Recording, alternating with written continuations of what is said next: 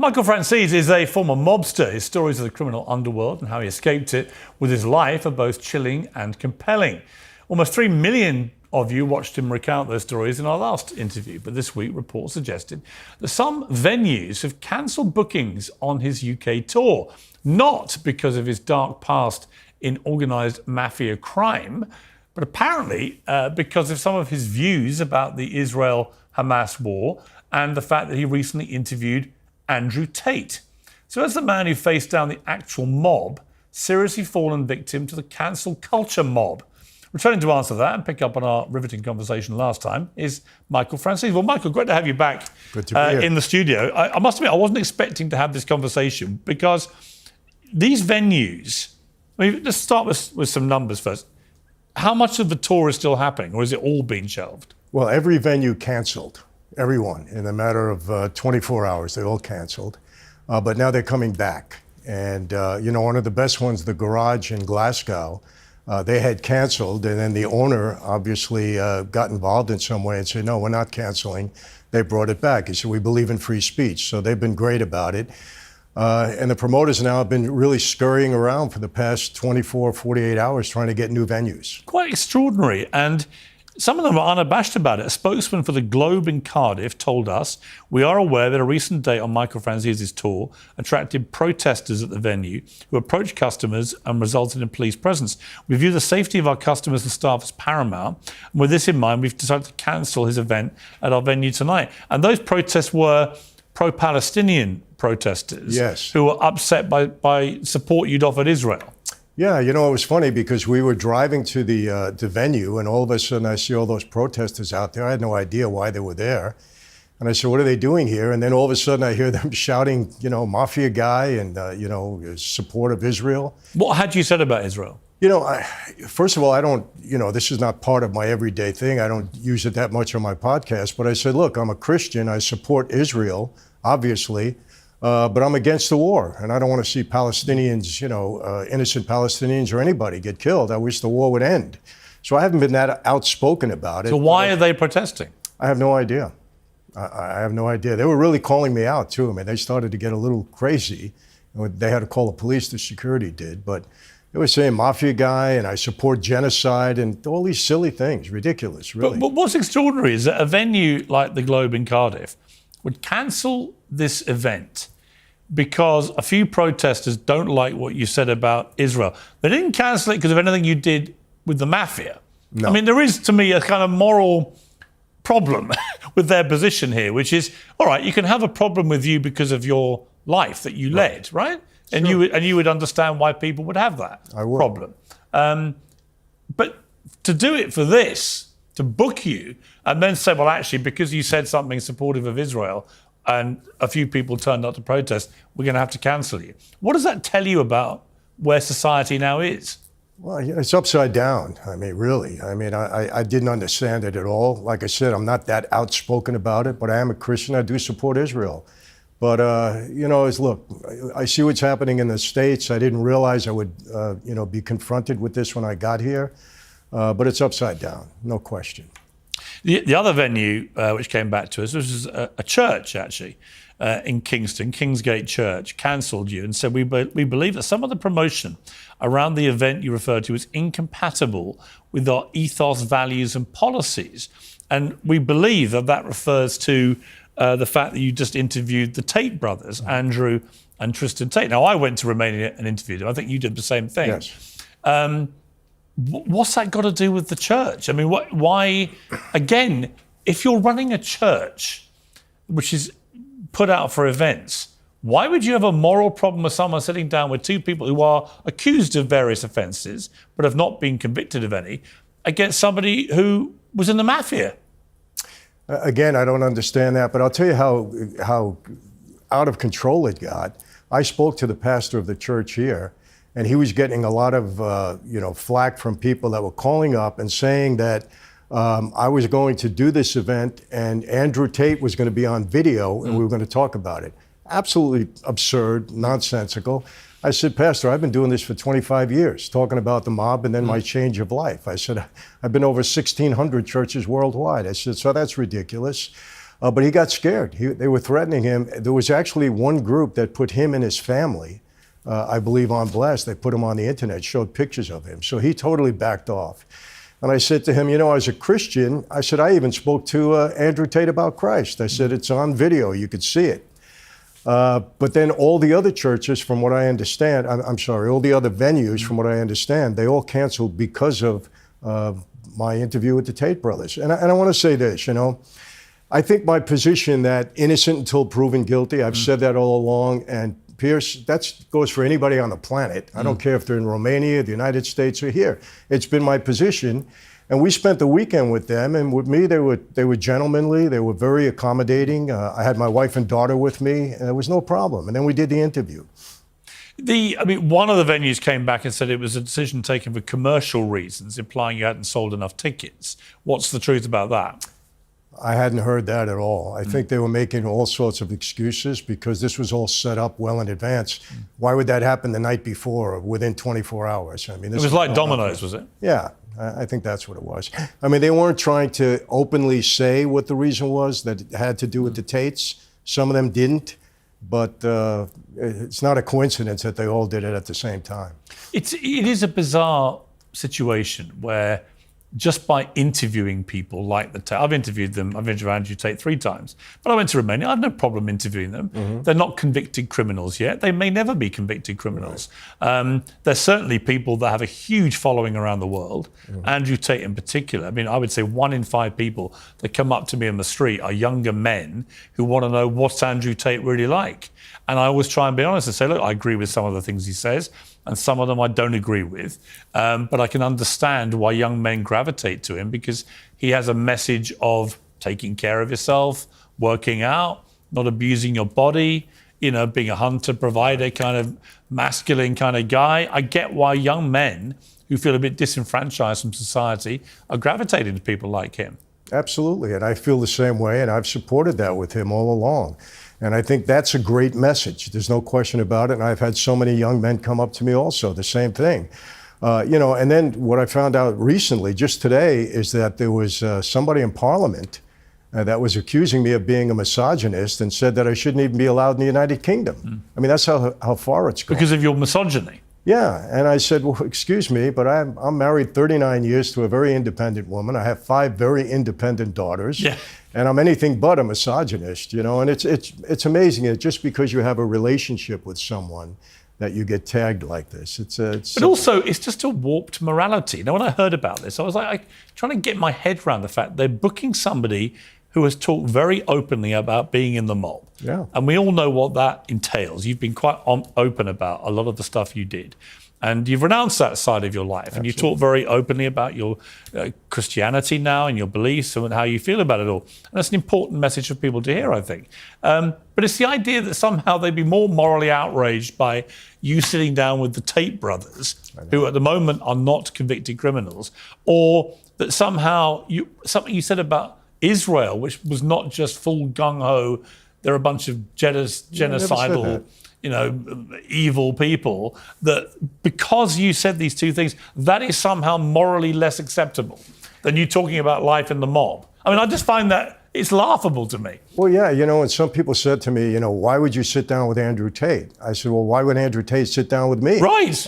I'm a former mobster. Exactly. Yeah. Yeah, it's just this strange morality play which is going on in society where there's so much hypocrisy, so much double standard.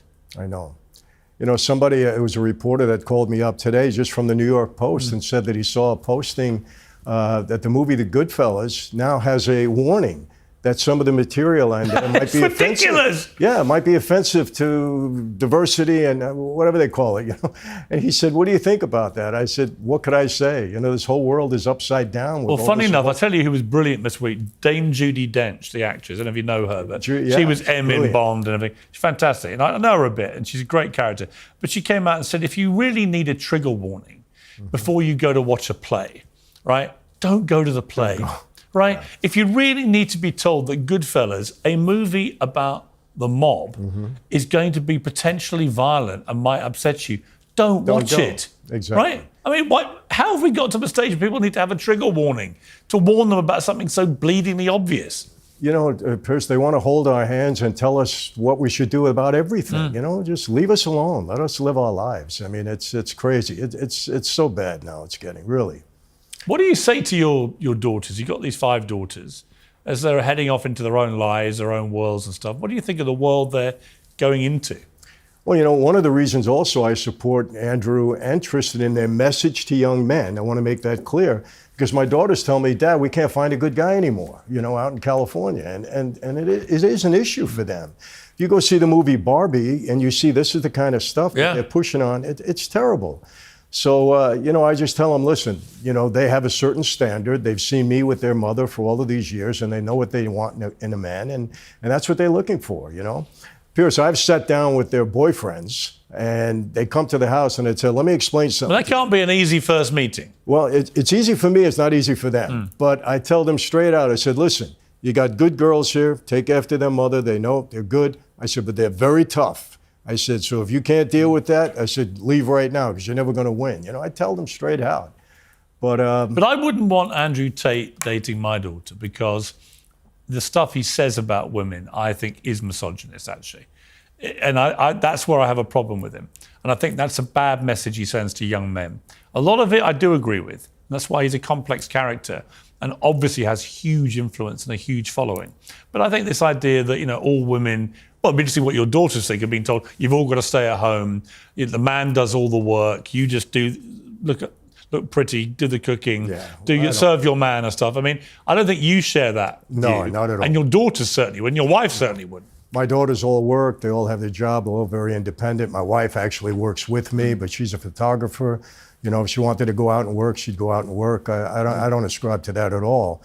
But, you know, again, I sat with the boys over the weekend, and they were perfect gentlemen. They said all the right things. And, you know, I have a whole different impression of them. Plus, you know, before I sit with somebody like you, I do my research on it. You know, people have a tendency, you get convicted in social media, people come up with an impression and that's it.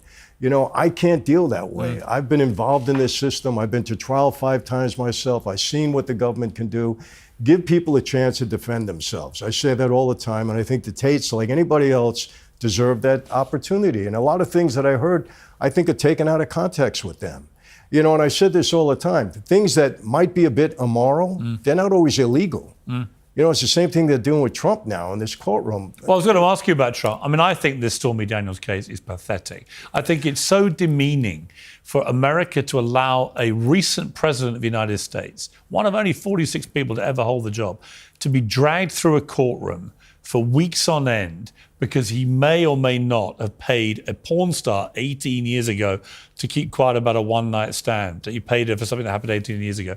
I just think it's so pathetic and trivial and demeaning. It shouldn't be happening in America. It's not about him avoiding justice. It's clearly a Democrat justice system against him there, and in some of the other cases, where they have just decided we're going to try and take him down. But it's having the opposite effect, I think. It is. I think Americans are really thinking this is wrong.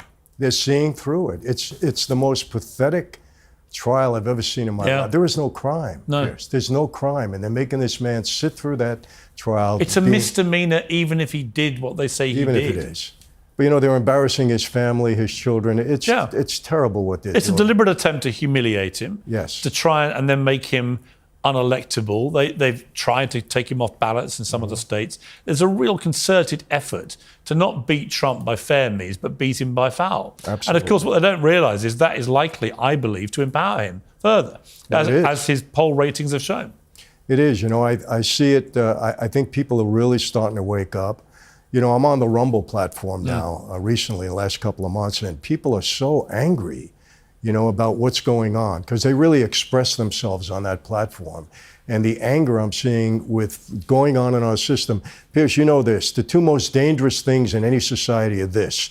Number 1, when the ruling party in power, weaponizes Department of Justice and all the government agencies to go after their political enemies or their ideological enemies. And secondly, for the press, the media, to cover for them. And, you know, half the time you don't get the news anymore. You just get opinions and, you know, it's just terrible. What do you feel about Joe Biden? Because many people, particularly here in the UK, look at this guy, he's in his 80s. Looks like he can barely think straight or speak straight or stand straight. As an American, what do you feel about this guy potentially having another 4 years? I think Joe Biden is destroying our country, and I think he's causing chaos and unrest throughout the world, because a weak America is bad for the whole world. The things that are happening over the southern border, the crime that's happening in the cities, my city, New York, San Francisco. LA is really terrible. gone downhill. Yeah, I mean, it's all these cities. And, you got to have law in a society. And, the other thing about Trump, for them to drag him through that court and make this so important while people are getting stabbed in the street and pushed into the train tracks in the subway, totally agree. And giving them no bail, I've never seen anything like this. Yeah. This district attorney there should be... It's an abuse of power. Terrible. I've always felt, once I knew that was the first one of the 4 cases to come up, I thought this is just going to blow the whole thing out. Terrible. Because Americans, I think most Americans are not, they're not enjoying seeing a president humiliated like They're this. not. Even if they don't like Trump. And what do you think about the gag order on him? That's unheard of. Well, it's completely one-sided. So people like Michael Cohen, who's a convicted criminal and a massive liar, can say what he likes about Trump. He can sell merchandise off the back of this whole thing, but Trump can't respond. And I think that is ridiculous. Yeah. I mean, I've never seen anything like that. Yeah. I've been through the system half of my life. I've never seen anything like in the mafia, in the mob, was there an age limit? I mean, for the big bosses? I mean, the Godfathers, was there a moment where someone knocked on their shoulder and went, "You're too old," or not? No, you could have stayed there until you couldn't stay there anymore. But I mean, basically, when your time is up, and people will let you know that, and you leave quietly. But I hadn't seen that. I haven't seen any retirees in that life. Usually you don't retire, you get retired. You get not in a good killed. way. Yeah. I asked you this last time. I was thinking about it again when I knew you were coming back, which is whether you, because you've been so public, whether you do live slightly in fear of getting that kind of knock on the shoulder from someone who, for whatever reason, from your past, doesn't like what you do now. I don't live in fear. One of the unfortunate things in that life, Piers, you make a mistake, your best friend walks you into a room, you don't walk out again. And so I've witnessed that in my life, and, I had an experience like that. So it kind of, that was the fear at that time. But look, I didn't hurt anybody. I didn't put anybody in prison. I don't thumb my nose in their face, go back to New York and say, "Hey guys, I'm moving back into the neighborhood." That wouldn't be right. And when I'm in New York, I'm careful. I don't take anything for granted, but I don't live in fear. When you say you didn't hurt people, I mean, you hurt people. Well, I didn't put people in prison. I mean, after when I walked away. You mean your own side? Correct, yeah. Right. I mean, you would have hurt a lot of people. It's part of the life. You have regrets, and it's part of the life. If you had your time again, I was going to ask you this last time, would you, if you had 2 doors, one was going down the door you went through, a life in the mob, and the other one would be not to take that option, which one would you take, given the way you've now turned out as a man? Well, understand this. I didn't get into the life because I wanted to be a mobster. I got into the life because my father got a 50-year prison sentence, and I wanted to help him get out, which I eventually did. But knowing what I know now, I wouldn't walk through that door again. You wouldn't? No. It's a bad life. It's an evil life. And the reason I call it an evil life is because I don't know any family of any made guy that hasn't been totally devastated. Really? Including my own. Now, not my wife and kids, but mother, brothers, sisters, a total mess. Really? Oh, yeah. I mean, I had a sister that died of an overdose of drugs, 27 years old. My brother, a drug addict, 25 years. I can't even begin to tell you what I had to do just to keep him alive on the street. My mother, 33 years without a husband. When she passed away, Piers, I can only describe her relationship with my dad as ugly, because she blamed him for everything that went wrong, rightfully so. I had another sister, 40 years old. She died at the age of 40. She was never mentally stable. So the whole family's devastated. My dad does 40 years in prison, comes out at the age of 100. And every family of every member I know goes through some similar pain like that. So any lifestyle that does that to a family is no good. And I want to be clear, I don't call the men evil. I was one of them at one point. I just happen to be very fortunate. You think the lifestyle is an evil one? The lifestyle is evil. Does the mob still really exist in the way that it used to? Does it have the power, the tentacles? No, absolutely not. And the story, a lot of people want to bring is that John Gotti destroyed that life. Absolutely not true. He did not. It was the racketeering act that destroyed the life. It changed everything, no doubt. Because too many got put away. Too many got put away, too many informants that got scared of doing 100 years in prison. That's the type of crime. All the power that they took away, the forfeiture laws, they really devastated that life. So it's a shell of what it used to be, but it's not going away in my lifetime. When you watch the many movies about Gotti that have come out, how close to the reality do you think they are? About Gotti? Yeah. Have you seen the 1996 Gotti movie, HBO, with Armand Assante? Yes. Absolutely the best. Really? Yeah. I think it's the best mob movie ever. And very accurate. Yeah, very accurate. He's got that kind of mixture of sinister and charm. Yeah. Which the real Gotti had. Yes. Did you know him well? I knew him pretty well. Yeah. I know his family well, and they're good people. Good family. Really. I mean, people who are not associated with the mob, when they hear you say something like that, they laugh. I know. Because they don't really understand how you could be in the mob and be a good person.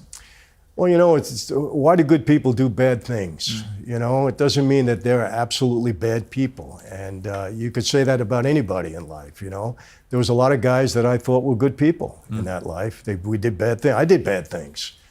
Somebody can determine whether I'm a good or bad guy. But look, I have fond memories of some of the guys that I ran with. And when people ask me, Mike, what do you miss about the life?